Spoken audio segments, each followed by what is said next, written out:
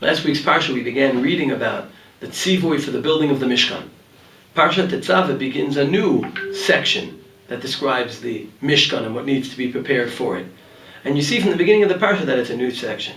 Just like we read in last week's Parsha, a new tzivui of Hashem to Moshe, here it says, Ve'ata Tetzaveh, a new introduction. And like last week's Parsha, it said, Ve'yikchu li truma, here it says, Ve'yikach eilecha, right? Ve'yikach Aaron, to bring Aaron to you. Very similar in beginning. Question is what the relationship is between this week's Parsha and last week's Parsha. And the simple level, this week's Parsha is about the Kohanim. And frankly, the Kohanim were the one piece of the Mishkan not seen by Moshe at Har Sinai. Parshat Truma describes the things that Moshe did see on Har Sinai. Kohanim, there were no human beings but Moshe on the top of Har Sinai. So the Kohanim are added into Tetzaveh. They weren't part of the Mishkan seen at Har Sinai.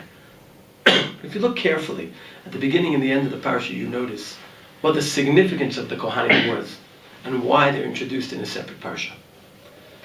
Very first two psukim of the Parsha describe the mitzvah of lighting the menorah in the Mishkan. Parsha concludes with the mitzvah of the korban, bringing every day in the morning and at night keves, right, as a korban. And then the Ktoret, that was also every morning and every night. Parshat Truma describes the building and the kelim. But the Shekhinah resides here amongst the Jewish people, not only when there's a building in kelim as seen on Har Sinai, but when there's avoda, when there's Kohanim doing avoda in the Mishkan. And that's why the Mishkan takes on a new name in Parshat Tetzaveh. Not Mishkan, but Ohel Moed, the tent of meeting. I think there's something additionally unique about the avoda being done in Tetzaveh, which can add to our appreciation of what the Torah is emphasizing here. The Torah doesn't speak about all avoda. It speaks specifically about avoda that's done tamid. The avoda of lighting the ner every night, of the Ktoret every day, and of the korban tamid every morning and every night. And there's a huge lesson here, which is our relationship with HaKadosh Baruch Hu hinges on consistency, hinges on every morning and every night. It hinges on us doing this continuous avoda to show and reinforce our relationship with HaKadosh Baruch Hu.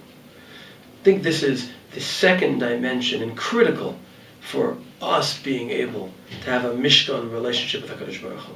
And that is that we make sure to be consistent, tamid, in the avodot that show our commitment and develop our relationship with HaKadosh Baruch Hu. May we learn from Parshat Tetzaveh how to be constantly, consistently involved in Avodat Hashem in our own Mishkan. Shabbat Shalom.